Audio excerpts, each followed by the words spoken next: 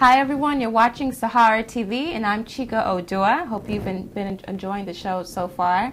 Right now, joining us via Skype in Nigeria, we have two very important people. One is Mahmoud Kamara. He is the West Africa campaigner for Amnesty International. And the second person we have via Skype is Omotola Jalade Ekeinde, also known as Omo Sexy.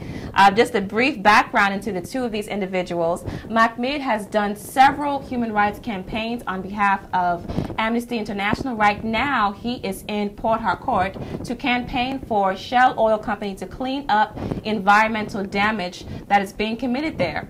Also, the Nigerian actress Omotola has joined Amnesty International for this effort, calling for the Shell Oil Company to clean and pay up for damage for the thousands, millions of dollars that have been wasted on damage in the Niger Delta. Hi, this is Omotola. Thank you guys so much for joining us.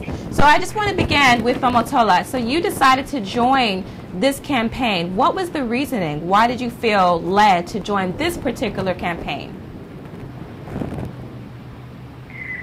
Well, I am a campaigner with Amnesty International. I have been with them since 2010, and I have done a campaign for them before, and I believe totally in what they do.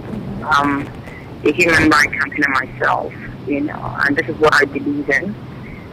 But particularly because this is a campaign about my country and about people living in the Niger Delta. As you well know, a lot of problems have gone on in the Niger Delta for a while. And the root of the problems actually is the fact that a lot of young people in the Niger Delta are restless because a lot of families can't work.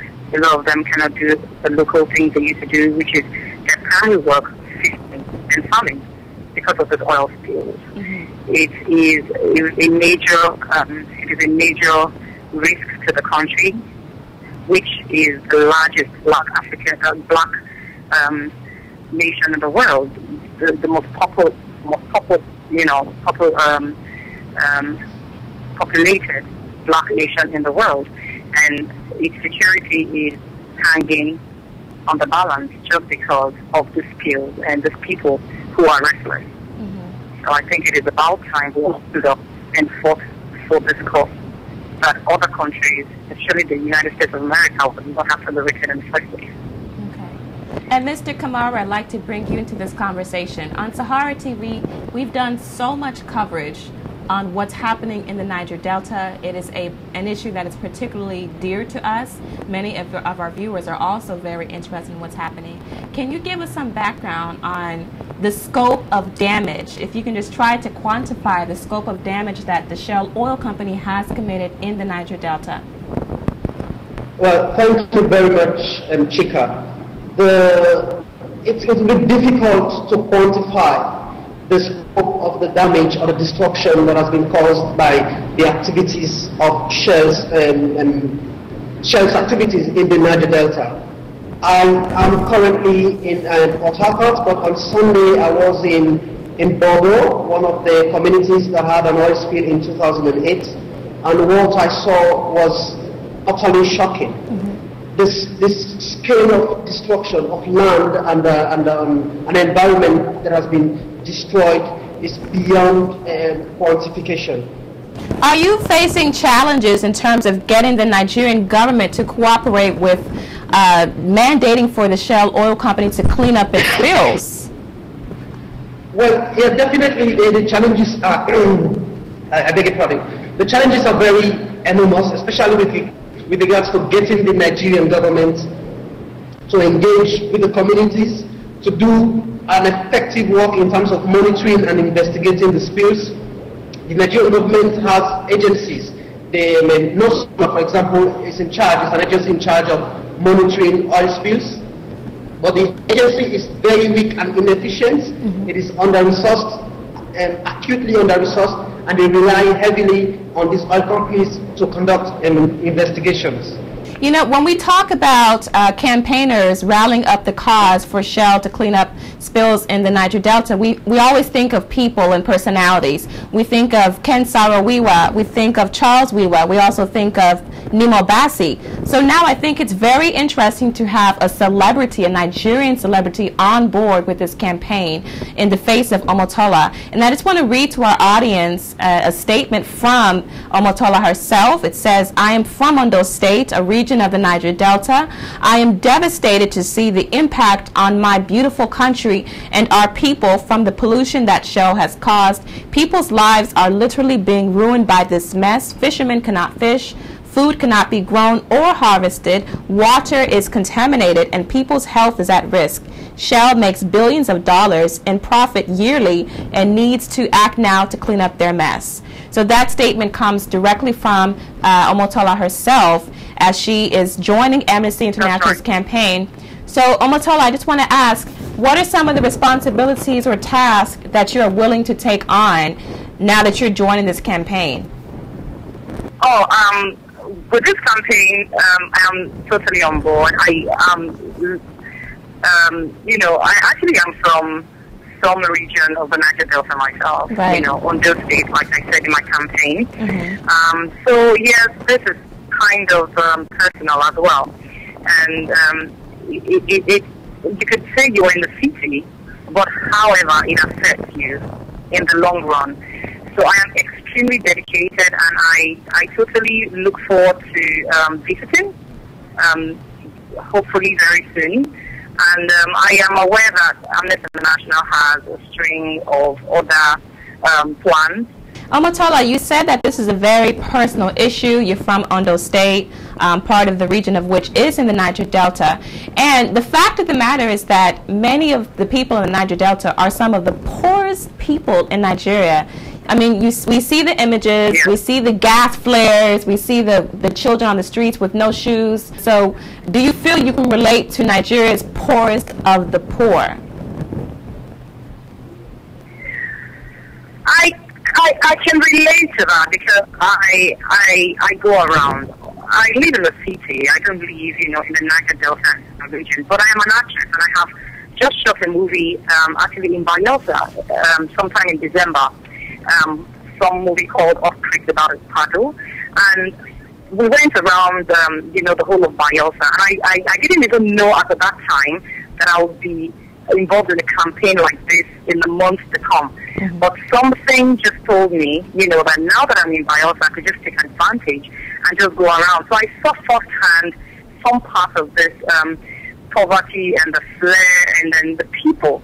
And you could see the restlessness. It's not, you know, I mean, you go to some places and you're told, you know, about the restlessness or how the youth are feeling or how the people are impoverished. But you practically can see it in these people when you go around, and you know that it's just a matter of time before it gets to you in the city. These are mothers, these are fathers, these are children like you who, for no fault of theirs, are actually being suffered. You know, and these people have been, you know, pushed to the point where now they are doing or they are getting involved in crimes and things that used to be very alien to the African, or should I say the Nigerian. Mm-hmm. You know, you hear of things like kidnappings and all of that. These are trends that were never synonymous with Nigeria in the first place. Mm-hmm. But because these people are so desperate and nobody's listening to them and their cries, these things are beginning to come out and come forth. And before you know what is going on, not only will it come to the city, it will become normal.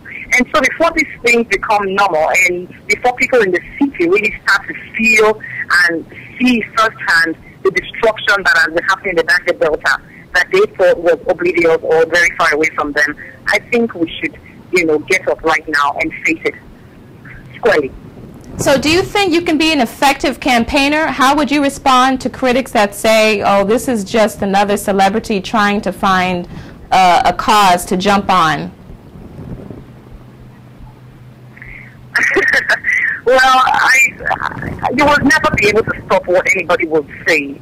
I would say to them, why don't you look for a cause to jump on? If we all jump at one cause or the other, probably we will do something in life. But however, with all humility, I would say that this would not be my first course. I'm actually known as some sort of an activist. I have worked with the UN before. I'm a UN ambassador. I work with the World Food Program.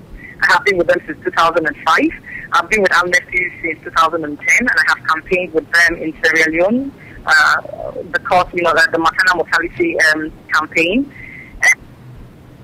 So this is actually my second course with Amnesty International, and I totally understand it. I believe in it, and I'm joining forces with them.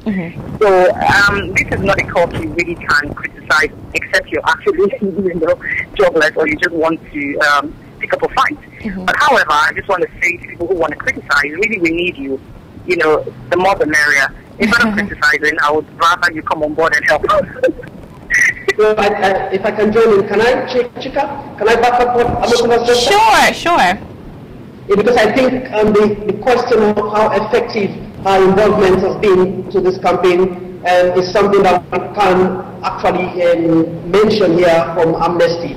We want to actually use this opportunity to state that Omotola's involvement in the campaign, especially with regards to the fact that she's from the region, and she's not just the only celebrity from the region. That's one thing that we should know. But she's the one who actually taking upon herself to say, I need to do something for the people. I need to involve and engage in things that are actually affecting people that you will refer to as the poorest of the poor, and by not with something which is not their fault. And Amnesty is very grateful for the fact that during this past period when Omotola did the video and the video went online, we've had a lot of interest. We've had lots of people asking questions and expressing interest to join. In fact, we had to even curtail the number of people who are interested in joining our protest today in Port Harcourt. So do you think that some of that can be contributed to Omotola joining your campaign, the spark in interest? Oh yes, and that's why we are very grateful for our involvement, because it has increased the scope of our reach, which is one of the things that we actually need, because this is not just a fight for the people in Niger Delta, it is a fight for the Nigerian people, it's a fight for Africans, wherever, or anybody who feels that people's rights are being deprived and are being violated by those who are asked to do more. And we believe that as a result of Omotola's engagements, for example, when she posted the video on her Facebook page and on her Twitter account, we've been following the comments and the interest and the following. It's just exceptional, and we are very grateful for our involvement, and we think that because of our enthusiasm and our dedication, we hope to continue to do more in this regard, and we expect that people who are out there with similar interests and similar aims of showing solidarity with the people of the Niger Delta will also follow suit. As she rightly mentioned, this is not a period of casting blame to casting aspersions. We have a common enemy. People of the Niger Delta believe that there's a common enemy, and that common enemy should be targeted and ensure that they are brought, their thoughts to. I just want to cut in, Kamara. Amnesty International tends to use a lot of celebrities as on the forefront of their campaigns. And so, the idea is that oftentimes these celebrities are so far removed from the situation. So, again, do you think it's effective, or do you think that they can actually become more on ground? Can they actually do grassroots work? Having people who are multi-millionaires, do you think that it's effective for such elite people to try to empathize with the sufferings of the people, especially in the Niger Delta? Well, not all celebrities are elites, and not all celebrities are far removed from the reality. Okay, just hold your thought there. So, Omotola, do you think that you're part of the elites in Nigeria? Oh, the line is so bad, I am barely hanging on. Okay. Yeah, Mr. Kamara was just saying that not all celebrities are part of the elite. So I'm asking you, do you consider yourself as part of the elite in Nigerian society? That's a related question. I think being part of the elite society or anything is in mind, really. I would just say I'm educated, and I'm informed, and I'm ready to do anything to keep our society civil. I think that's the best way I can answer that question, really. Okay. And one final question for each of you. Mr. Kamara, I wanted to ask, what does Shell need to do? Not just Shell, but some of the other oil companies who are spilling oil in the area. What can they do? What do they need to do? How can the U.S. get involved? How can other African countries get involved? And how can people, individuals, get involved? Well, thank you very much. That is a very interesting question, because that is exactly what we want the world to know. Shell needs to do very simple things, very straightforward things. First, they need to take responsibility for the devastation of land and the environment and of the Niger Delta. That is the first thing that they should do. They should come out and publicly apologize to the people of the Niger Delta for devastating their land and environment and for depriving them of their rights to social and economic. Kamara, one other question came to my mind. Earlier on the show, we had a guest who stated that Nigeria is oil and oil is Nigeria. And in order for Nigeria to fix its oil problem, they have to fix its power problem. And in talking about power, he's speaking of corruption, political power. So do you think that Amnesty International first needs to try to address corruption before they talk about cleaning up oil spills? Because it all goes back to corruption. Well, one thing about Nigeria, the Nigerian situation, is that it's very complicated and it's very complex. You can't deal with one issue and think it will solve the other. You have to look at them holistically. Because how do you address corruption before oil spill? It's part of the whole system. It's very interrelated. So we are campaigning on corporate accountability. Generally, we are also campaigning on government accountability, which has to do with all other issues that have been ensuring, that have been creating a situation where the right holders in Nigeria are being deprived of their rights, and where the duty bearers are being less accountable. And so this campaign is focusing not only on Shell, that's one thing that we should emphasize, it is also focusing on the Nigerian government. On the Nigerian government. That's great, just to get a whole scope of it. And Omotola, just one final question for you. How far are you willing to go to really push this campaign? How far are you willing to go in support of the people of the Niger Delta? I'm sure you're aware that James Ibori, the former governor of Delta State, Nigeria, is now, has been sentenced, convicted of money laundering, and he stole millions from that area. So how far are you willing to go to make sure that these people get some sense of their dignity back? Thank you very much for that question. We all know that Nigeria is plagued with a lot of corruption issues, and nobody's, going to sweep that under the carpet, that's for sure. Because I have asked questions myself about the spillage when the word sabotage keeps coming up, and I say, are these pipes really supposed to run on the surface? Are these locals, really the ones who dig up this pipe? So there are so many questions. The most important thing is people can throw around different excuses for all their life. It still boils down to the same thing.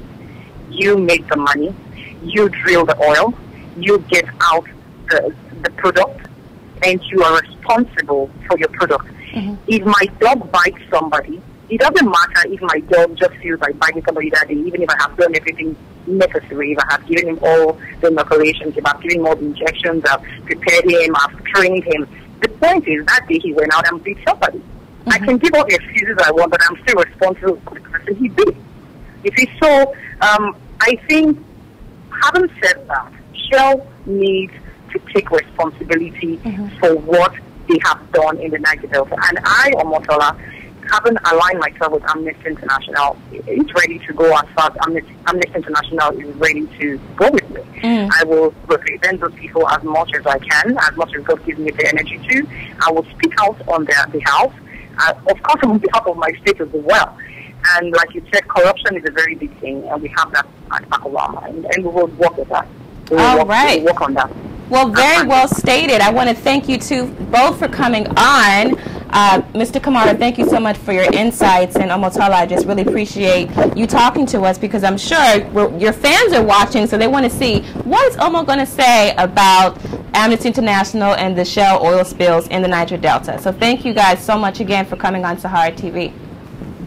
Thank you very much for having us. Thank you very much. All right, take care. Have a great day. Bye. You too.